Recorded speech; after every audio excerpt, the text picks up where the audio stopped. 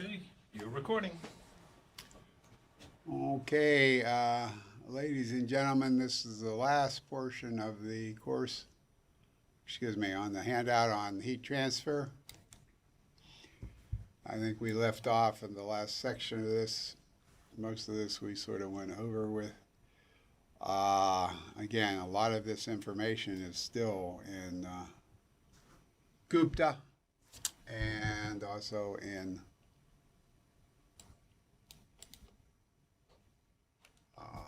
Yodel's books. Anyway, Yodel books. Let's finish it up. I think we were way down in here, if I'm not mistaken. Steps to commission, drainage, procedures, tube rupture. And continuing on, we talked about different codes. I think we left off right about in here, if I'm not mistaken. So this time we got, this is slide 31. We got 56 slides total. So we got, 25 slides to go through. Most frequent causes of most frequent failures, obviously, fouling, erosion, and corrosion. And other modes might be fatigue wear, or wear, mechanical wear, or fracture by stresses. Fouling is accumulation of solids on walls and the inner surface. The nature of fouling is process specific and process dependent. And following guidelines are basically, you think about in high school, you took a chemistry course, you took a physics course, and you took a biology course. Well, those are the three ways things foul. You can have a chemical phenomena, you can have a physical phenomena, or you can have a biological phenomena. Chemical phenomena, you could potentially have things fouling because of polymerization, coking, corrosion would be in there. Line crystallization, possibly. Physical would be sedimentation, settling. Crystallization would be, I guess, could potentially be either considered physical or chemical. Then you have microbial growth, like bacteria, slime, algae, that sort of thing can obviously foul something. Anyway, crystallization can easily occur. Biological materials cause scale formation. If you look at a boat, oftentimes they have to pull the boat to clean off the hull. The buildup of the material on the hull, they have to scrape it off. Be sort of like growth of biological animals of sorts, oysters or whatever. It causes corrosion, basically. Biological materials can cause corrosion from their waste products. Some of these biological entities can produce hydrogen sulfide, which is very corrosive. Hydrogen sulfide is very, very dangerous. It smells like rotten eggs. Basically, rotten eggs is. Solubility of some salts decrease with increasing temperature. So here you have a salt that's dissolved in a liquid, and you go ahead and heat it up. It then crystallizes out, and reverse solubility salts. Negative effects of fouling: localized corrosion, throughput, reduced heat transfer, increased pressure drop.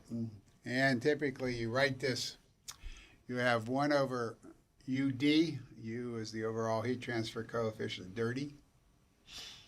And then you have 1 over UC, clean. Okay, when you clean your heat exchanger, you have a measurement of that. And over time, as it gets dirtier and dirtier and the fouling accumulates, you can monitor this UD over time.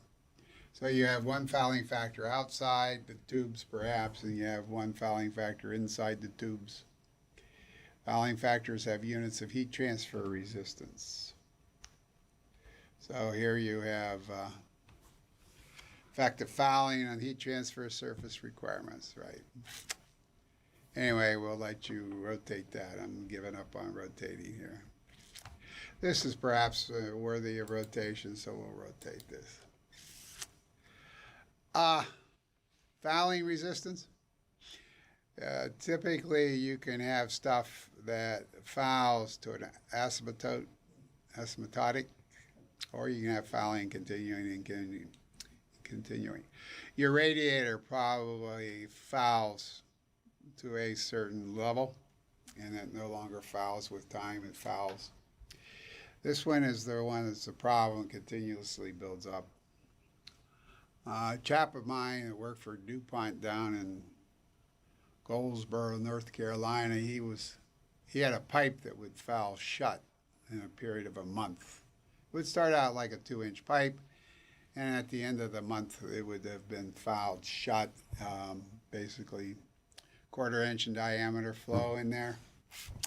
What's interesting is this item called the induction period.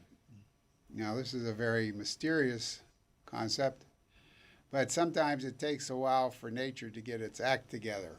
It doesn't quite know what it wants to do, and then it suddenly takes off. So lots of things in nature have a time of which it takes it to get going, so to speak. Chemical reactions are notorious for this. You add a monomer initiator to a monomer, it'll sit there for a while, and then it will polymerize. Let's see what we got over here. Euclid required percent increase in area versus fouling resistance. I've never really paid much attention to this graph. Anyway. So I got a sneaking suspicion that we probably are not going to be successful with this.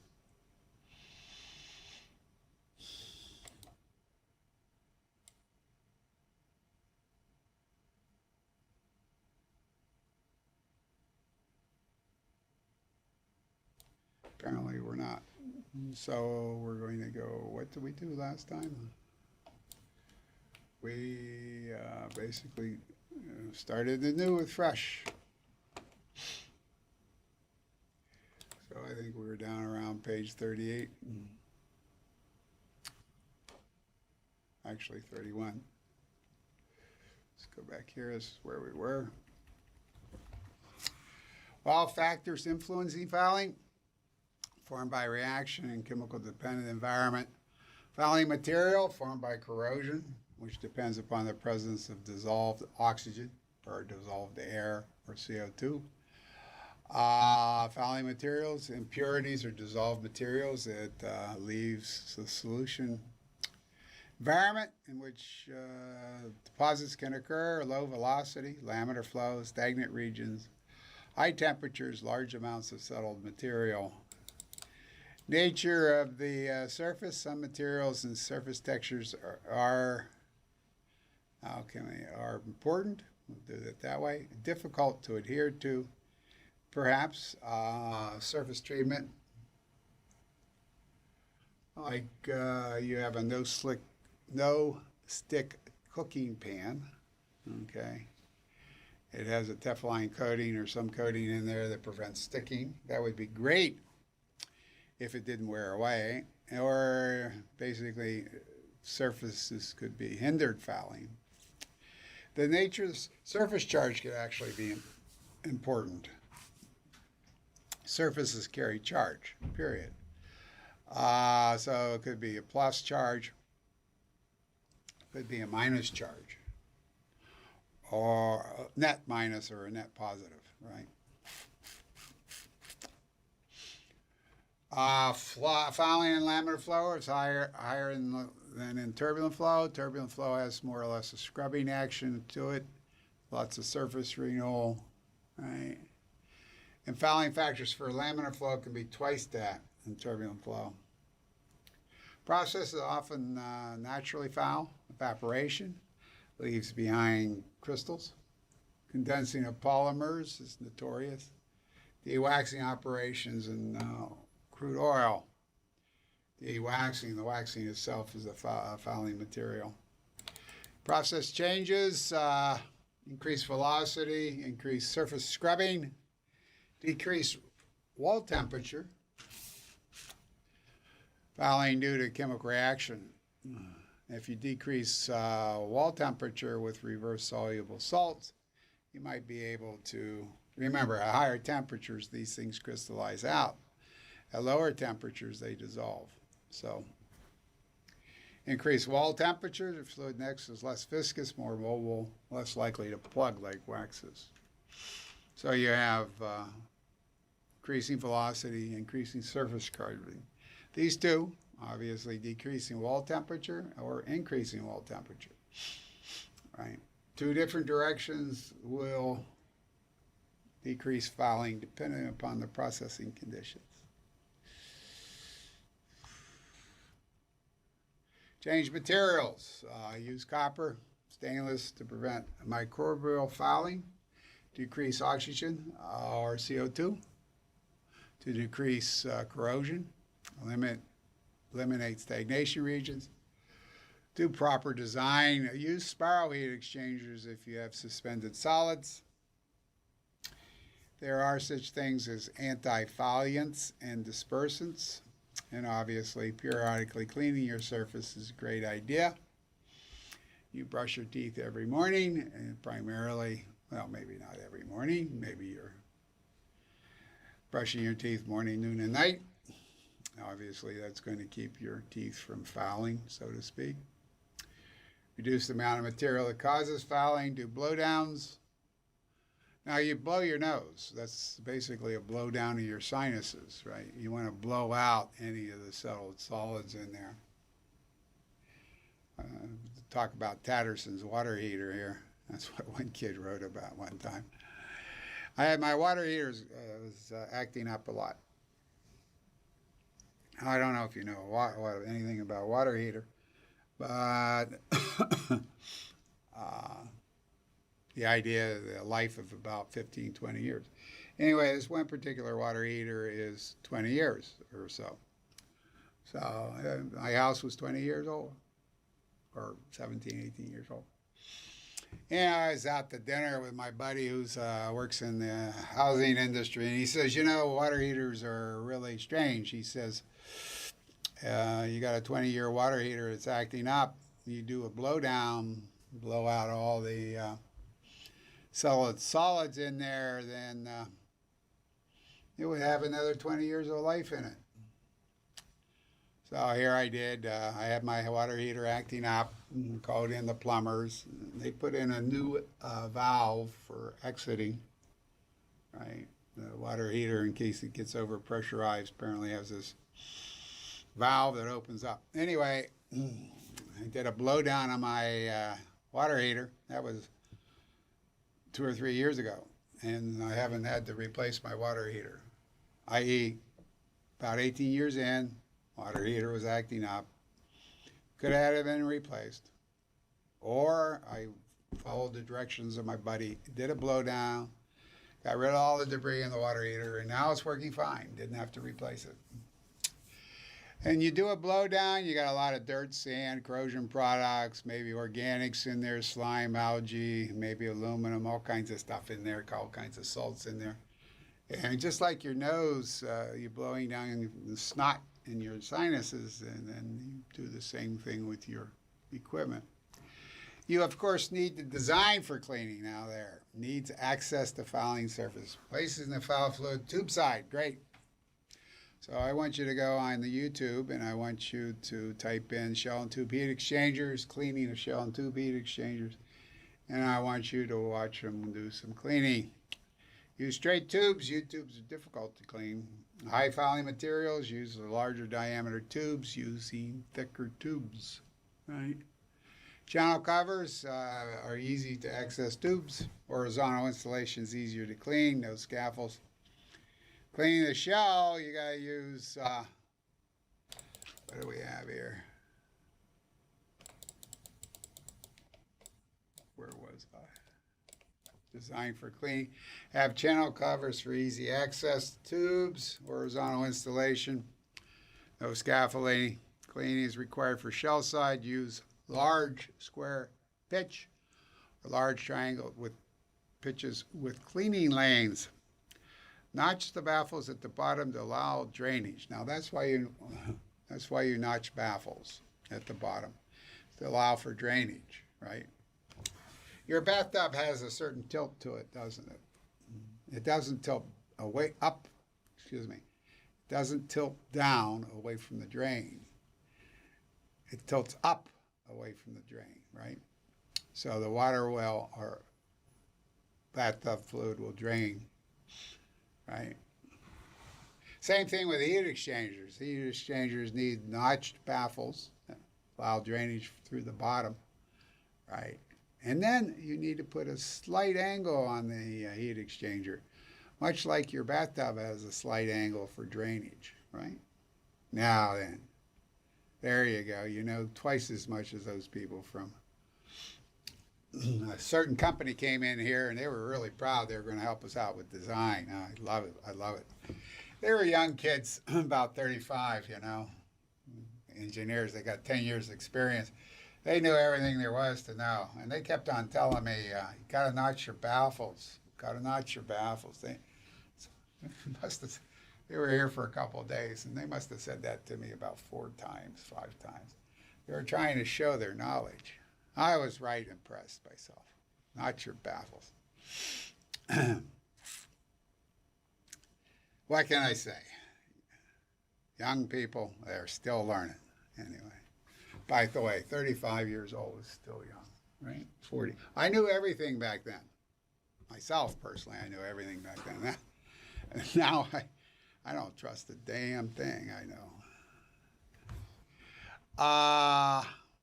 Place heat exchanger slight angle, allow for drainage, but not a situational angle to prevent excessive of a volume of the shell, access to prevent volume of the shell. Drainage ports, blow down vents, good idea, blow down vents. Back flushing heat exchanger, there you go. Back flushing. How's a toilet bowl plunger work? You know how it works?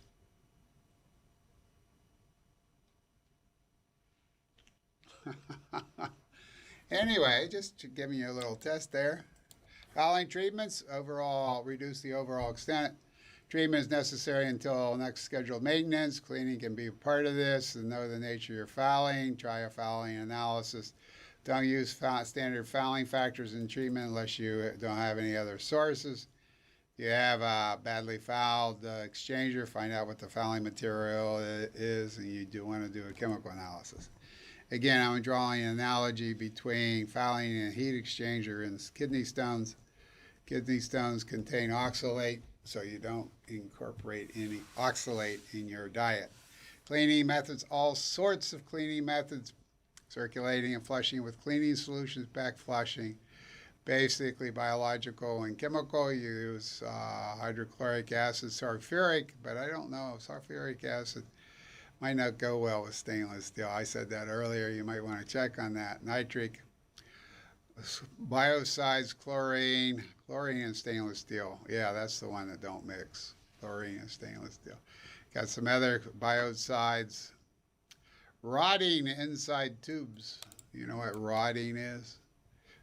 Hydroblasting, sandblasting, wire brushes, scrapers, reamers, long cutters, polish after cleaning. Oh Lord, sponge balls. Now this is not, I think this is pretty ridiculous. But don't let me stand in front of the British. Thermal shock's pretty cool.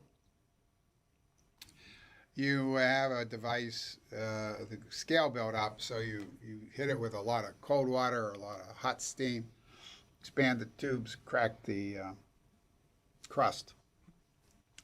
You can also have tubes that are spiraled, okay, like truck springs, and you can actually rotate them a bit. You hold one end stationary, you rotate the other end. That way you can remove any scale buildup just by the twisting on the spring. Kind of a good way of anything that's going to be excessive buildup of fouling material. Perhaps you have a heat exchanger inside a thermal pond that's evaporating water to catch the salt, to get salt. In such a manner, if you have a heat exchanger to be adding the heat instead of the solar pond, you would want to have spiral tubes that you can flex to get rid of the salt deposits on the tubes. Now this rubber ball thing, I guess I put this in here because this is about the craziest thing I ever seen in here. So they run rubber balls through the heat exchanger, and obviously then they have to have a collector for the sponge balls so they can retake and incorporate it back. I'll tell you, these guys, I don't know if this thing works, right?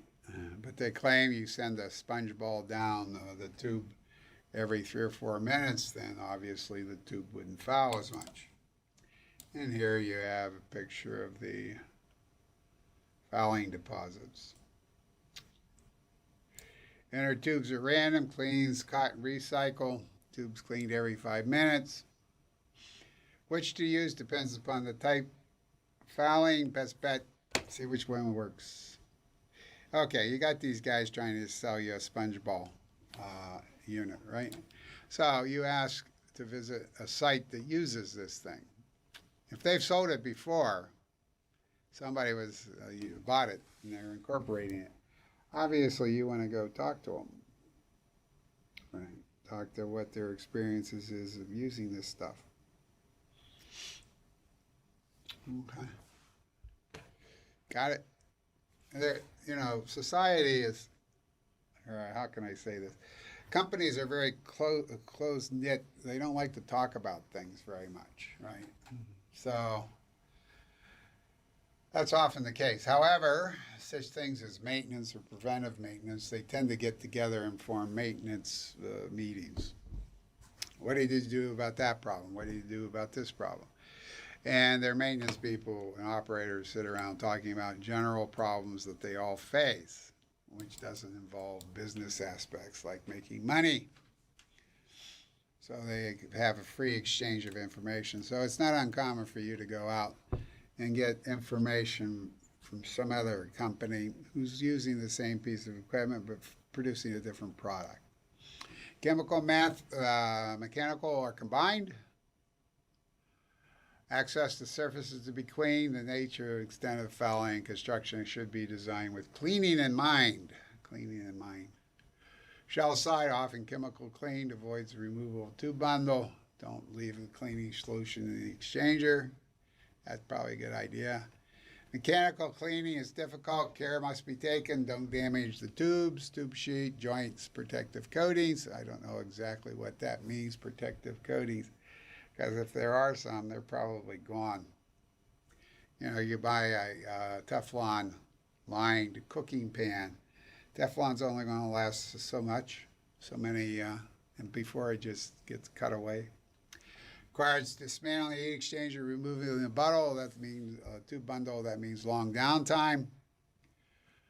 And fixed head exchangers, tube bundle can't be removed, so mechanical cleaning can be more difficult. Again, I mentioned this. U-tubes are difficult to clean.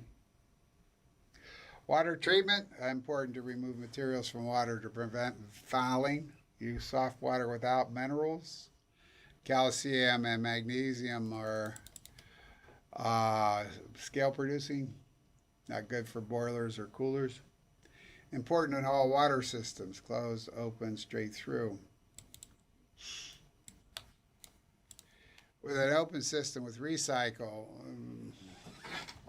recycle is often the first thing chemical engineers do. When it doesn't work, you do a recycle. So as a result, you don't know exactly what the system would do without recycle. Okay, so that might be interesting. Reduce water hardness. You might want to add lime, add a mineral like mineral acid like sulfuric acid. Inhibit crystal growth by organic phosphates, monomers, and polyphosphates. Filter, remove solids. Reduce microbe by using biocides. Corrosion prevention methods are given below. Well, you got boiler water composition. This is covered by American Boiler Manufacturers Association. High temperatures, some dissolved compounds become insoluble. That's true. Reverse soluble salt's a concept. You can let a human drink it, but don't give it to a boiler.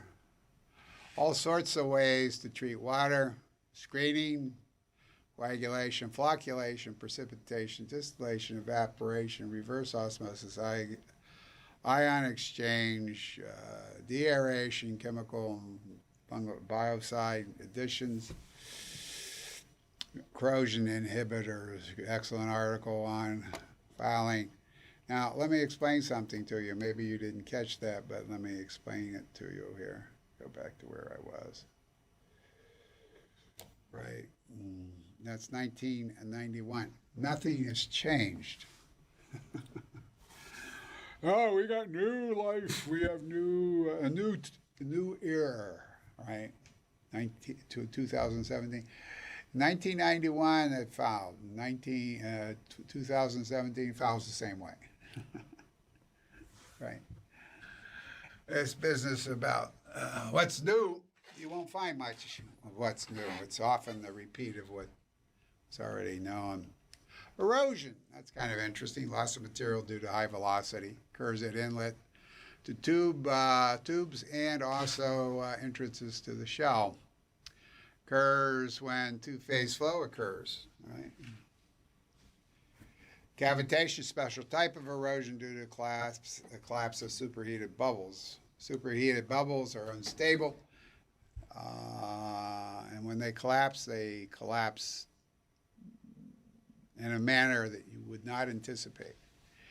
They can generate very high pressure jets, 50,000 psi, which can eat through metal, so causing impeller blades to fall off. Impingement plates are useful in preventing erosion. Baffles, basically. A well-placed baffle, great stuff there. Well-placed baffle. Velocity of magnitude.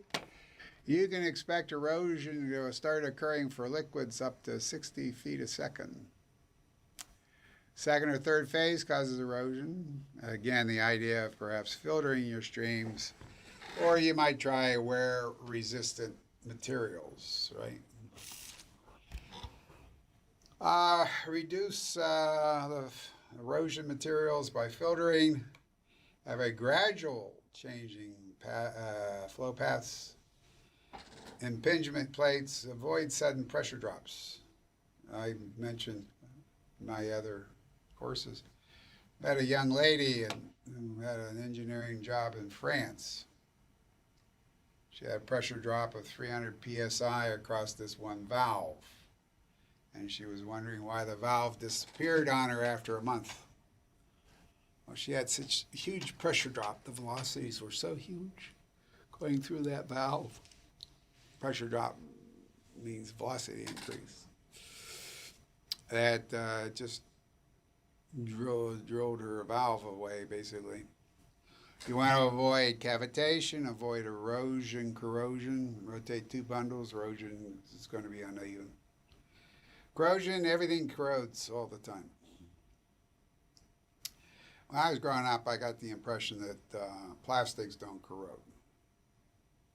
Well, metal will corrode. Plastics don't. However, that's not necessarily true.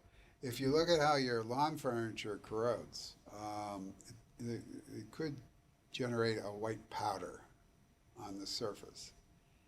And that's,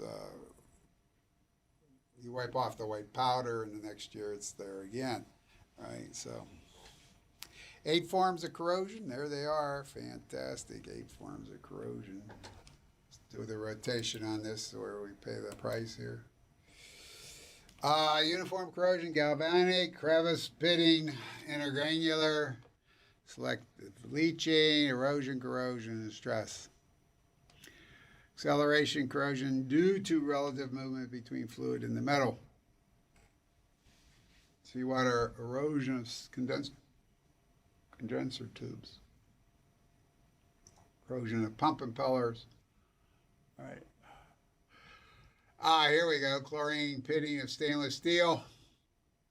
Pitting of aluminum brass condenser tubes. These are examples. So don't use chlorine and stainless steel together. What else don't you want to use? Dezinkification of brasses. That's kind of interesting. Brass is a mixture of copper and zinc, I think, right? Cracking of stainless steel in chlorine environment. There you go. Carbon steel in contact with stainless steel tubes. There you go. You set up essentially a battery that way. So 8 forms of corrosion. You can spend your life on corrosion, right? Wow, look at that name down there. That's an extraordinary name. 1979. I got news for you. People knew 8 forms of corrosion before 1979. How about 1940s? How about 1920s? Anyway, fantastic book on corrosion. You might try Fontaine. Guy named Fontaine or Fontaine. It was excellent chap on corrosion. Okay, let's go back here and start anew.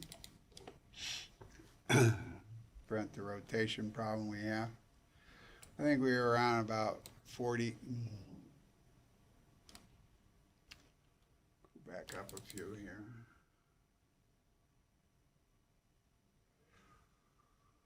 Oh, we're past that, right? 41. We're getting near here. We were talking about. Oh, yeah. Look at all this good stuff. You can give it to a boiler, but don't give it.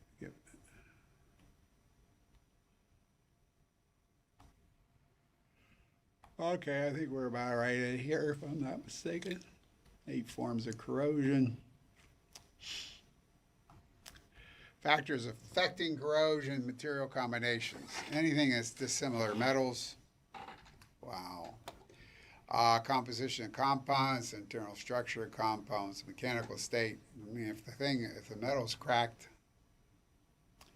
thermomechanical stress histories, environmental, operational, corroding reactors, availability of corroding species, pH, temperature, corrosion cells, flow velocity, stagnant regions. Nature of surface and design shapes,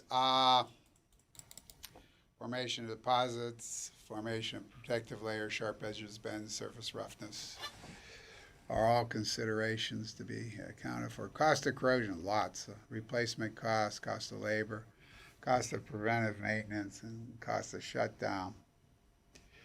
Tube sheet corrosion, right? Galvanic corrosion, you have 2 dissimilar metals.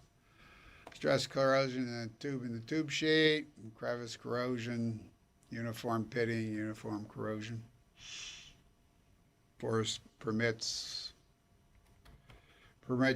corrosion of cells to form.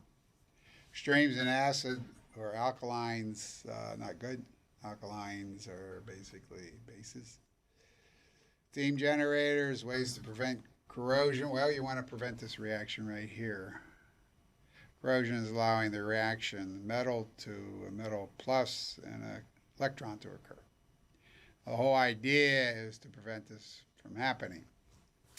The electron is then used with O2 to form hydroxide ions, and that's that's an acid, by the way. So, objectives to eliminate this reaction. Right. Removing dissolved oxygen helps. Maintaining a slightly basic solution. Basic solution will prevent the ions from forming. Particles to cleaning. Method 2, cleaning. Okay, method 3, particles tend to attract the surfaces, keep surfaces clean, limit solids blow down. Sacrificial corrosion, this is what they do along the beach all the time. You could go to the beach. You have a lot of chlorine floating around in the beach. Lots of things corroding away, aluminum corroding away. You can make a lot of money setting up an anti-corrosion company at the beach. Steam condensation. Yeah, that's kind of interesting. Steam is very corrosive if it has dissolved oxygen in it. or if it has CO2. Okay. Place on tube side, designed for continuous drainage.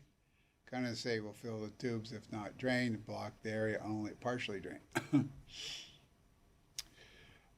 Fuels have sulfur in it. And obviously the sulfur dioxide, which could form because of oxygen present, you make sulfuric acid. Right? Let's see, high corrosion rates occur at high heat flux. All materials corrode. Assume all materials corrode. Rate's important. Various books look these up. Typical corrosion tests, very important. You can run your corrosion tests, put in an environment of interest, and see how much weight loss you have per time. Basically, you take a chunk of metal, put it in your fluid, see how it changes with time. Run it hot, run it cold. Corrosive environments are possible. You want to avoid them. Cracks, sharp ends, edges, stagnant vapor pockets, excessive particle settling, contact to similar metals, that ain't good. Excessive mechanical stresses, hot spots, high velocity impingements, air pockets. To-do list, designed for easy draining, designed for tube and baffle replacements. Replacing a tube's tough. You just plug the thing. Provide preventive coatings and linings, weld instead of riveting. That's interesting. Weld forms a solid barrier riveting. It lets two planes come together, which are still exposed to the environment. Provide high flow rate through the equipment, prevent settling. Designed so surface to volume ratios are small. That tends to be difficult to accomplish. Anyway, methods for minimizing corrosion. Right, and I think we're coming down to the very end. Vibrations, a little bit of vibrations. I think I'm at the end here. Just to throw some things out. Vibrations can be flow-induced. Mostly flow-induced. Tubes vibrating quickly, increases in amplitude, natural frequency, causes a resonance, can cause the tubes to come apart. High flow rates being used, large exchangers are being built, no data on reliability of exchangers. No accurate method to predict vibration behavior, may cause tube rupture. Resonance phenomena can occur. Anyway, I've run out. This is page 56 and 56. That means I'm done. I hope it was worthwhile for you. There's again, this is abbreviated stuff. From Gupta's book in particular. Anyway, I hope you enjoy this material. Hope you learned something. And I'll stop there. You have a good day.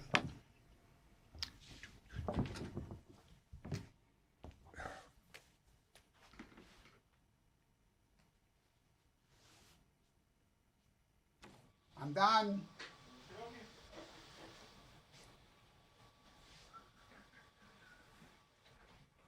Thank you. You're welcome.